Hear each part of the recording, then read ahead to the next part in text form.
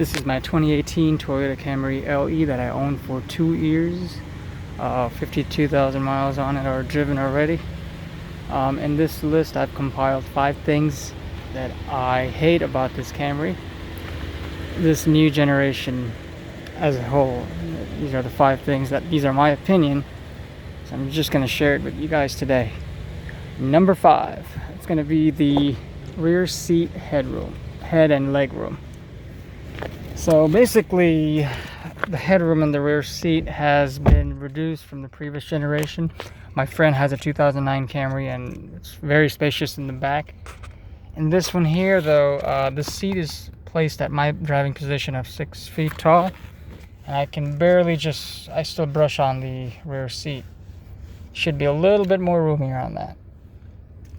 And then the headroom is not bad, but it's less than what the previous generation was. So basically what they did was they kind of reduced the room in the back and they give the front occupants a little bit more room, I feel like. Okay.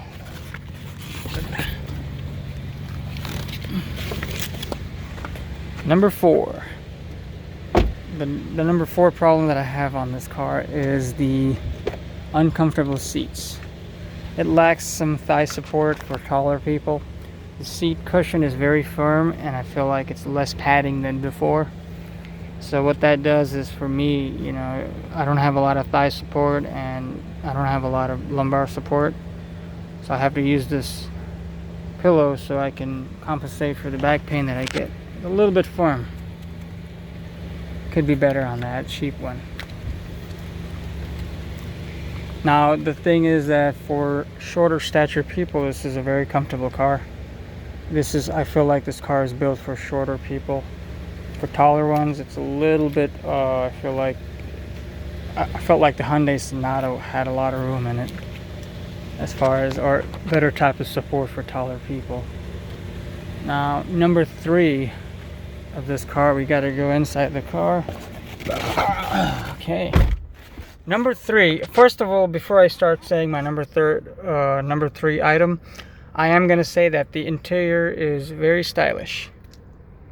Nice lines, aggressive lines that make it very attractive design. Now that being said, the number 3 is linked to that.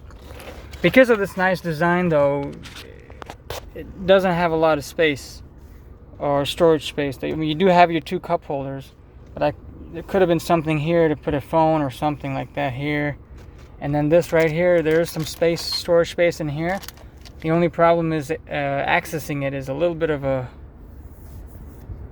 odd placement of your hand because of this swooping design right here. So it's hard to reach because you got the gear in the way. And then if you have a drink here, I got a sanitizer bottle, but if I have a drink here, it'll be a little bit of a fishing to reach that. If I have chargers here, and it's a little bit of a fishing. Also, note to that, there's only one power outlet and one USB right here.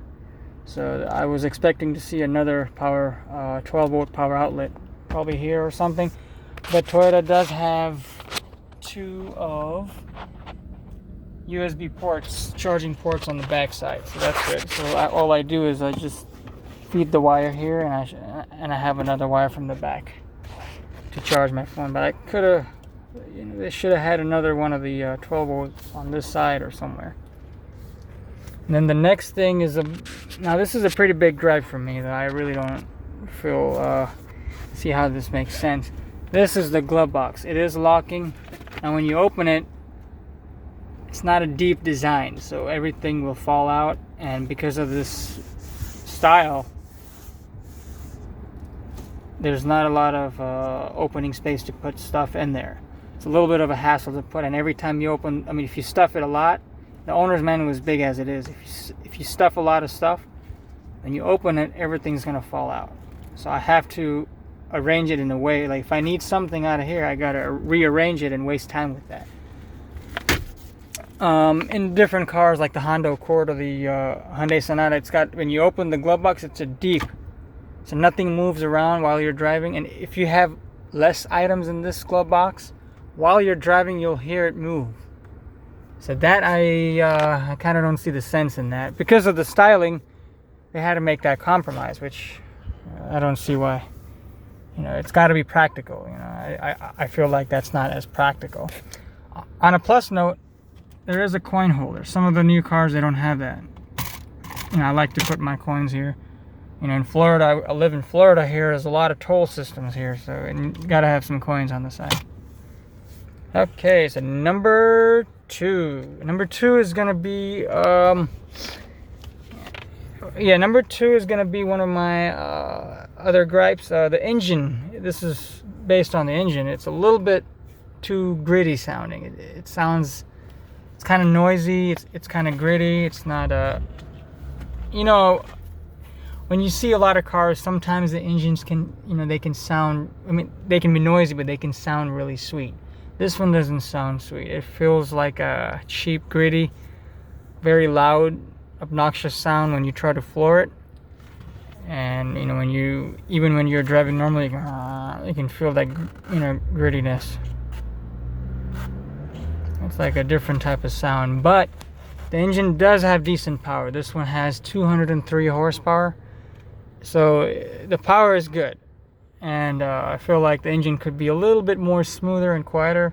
I've driven a Hyundai Sonata, like I said, and I've driven a Honda Accord, a 2014 Honda Accord, and a 2011 Sonata. And I felt like the engine was really, really quiet and a little bit more behaved. And this one likes to vibrate. At the idle, it vibrates a little bit too much than I hoped.